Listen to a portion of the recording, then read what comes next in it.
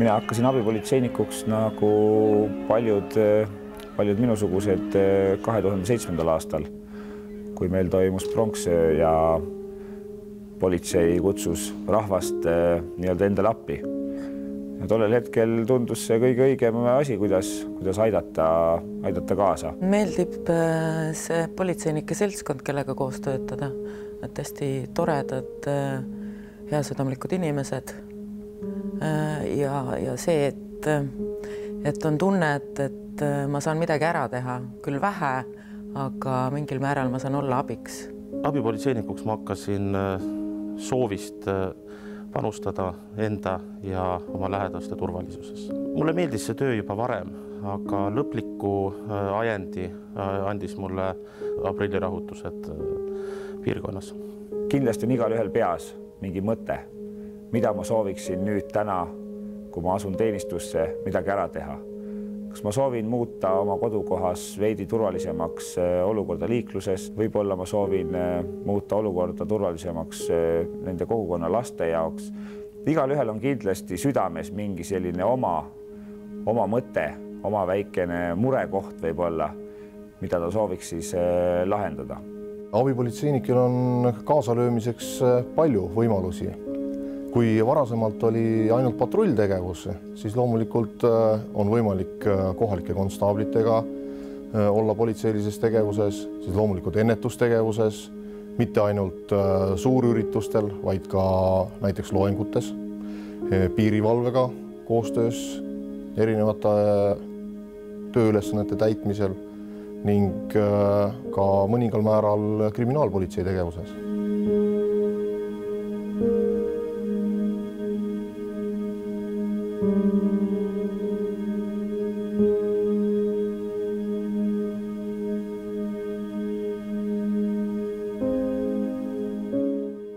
Ootame rahulikku, aga tegusat õhtut, et ega nädalavahetusel siin päris niisama passida kindlasti ei saa. Ja 9-aastane kogemus ütleb seda, et reede laupäeva öö kõik kõrtsid on vanalinnas lahti ja kesklinnas, nii et eks neid omavahelisi naaklemisi tuleb kindlasti inimestel, kes võib-olla on muidu head tuttavad, võtavad veidi napsu või ka nii-öelda täiesti uued tutvused.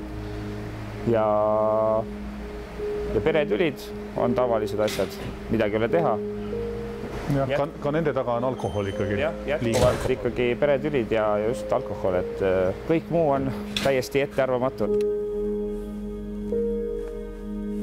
Kui me aitame inimesi, kas siis nende muredega või mõnikord ka aitame neid sellega, et me manitseme neid, me teeme seda inimlikult ja lähtudes sellest, kuidas me ise sooviksime, et meiega käitutaks, siis see teebki sinust hea abipolitseiniku.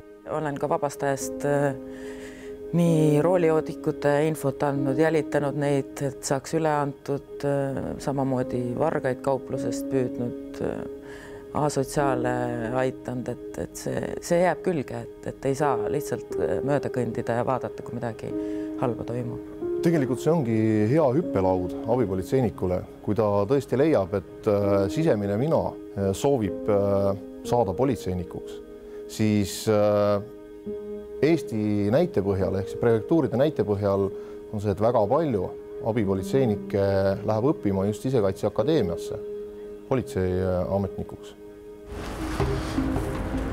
Tere! Abipolitseinik Rasmus Lahtre. Te saate eesti keelest aru? Absoluutselt. Väga hea. On see teie alkohol seal? Ja me lõpetame selle. Just, et üldse ei tohi alustadagi. Ma tean. Siis ei tule... Ma ei ole kordagi seda teinud, ma tõsiselt ütlen teile, et ma ei ole. Kellegi toas on ju märksa soojem. Minu meelest ka väljas on nii vastik. Kui ma läksin abipolitseinikuks, siis oli mul üks arvamus. Selle 9 aasta jooksul ma olen omandanud nii palju kogemusi ja näinud niivõrd palju erinevaid situatsioone, et see on minu maailmavaadet väga tugevasti muutnud. Kui me tahame turvalist kodu ja ühiskonda, siis ma arvan, et kui igaüks natukene panustaks, siis meil olekski siin turvaline elada. Peksmine vallipaari ees, palume abi, 270, palume abi.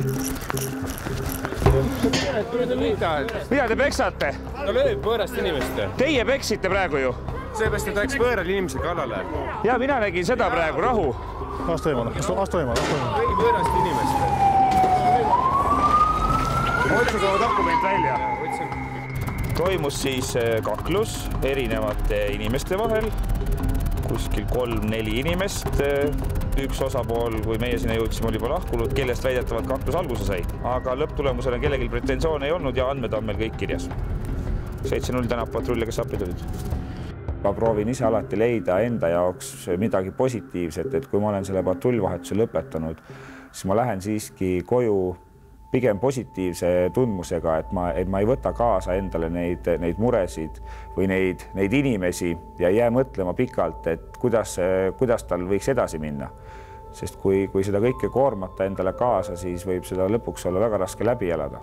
Olen näinud elu erinevaid külgi.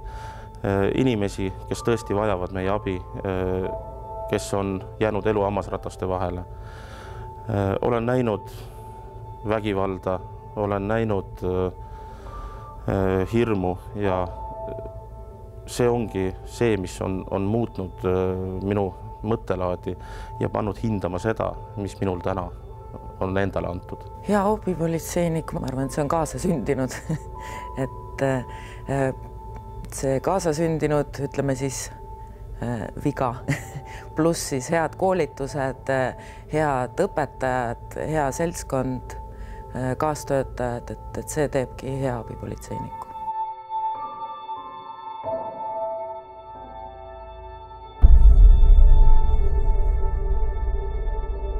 Abipolitseinike kogu peamine eesmärk on esindada abipolitseinike huve, rääkida kaasa seadusandluses, mis meid puudutab ja olla väga hea partner nii Politsei- ja Piirivalveametile kui Siseministeeriumile. Ja selleks, et Siseministeerium tehes oma plaane, Politsei- ja Piirivalveamet tehes oma plaane, mis on seoses abipolitseinikega, saaksid neid teha võimalikult meie keskselt, et see abipolitseinike areng oleks vastastikku hea ja järjepidev, siis selleks ongi vaja, et abipolitseinikud ise avaldaksid oma arvamust ja hoiaksid nendel arengutel silma peal. Ja just selleks peakski abipolitseinik astuma kogusse, et ta saaks välja öelda oma arvamuse, oma mõtted ja teiseks on kogu suur sihuke kogukond või abipolitseinike nii-öelda vennaskond. Me oleme üks võrgustik, me suhtleme üle Eesti üksteisega, me oleme kursis, millega tegelevad abipolitseinikud igas Eesti nurgas.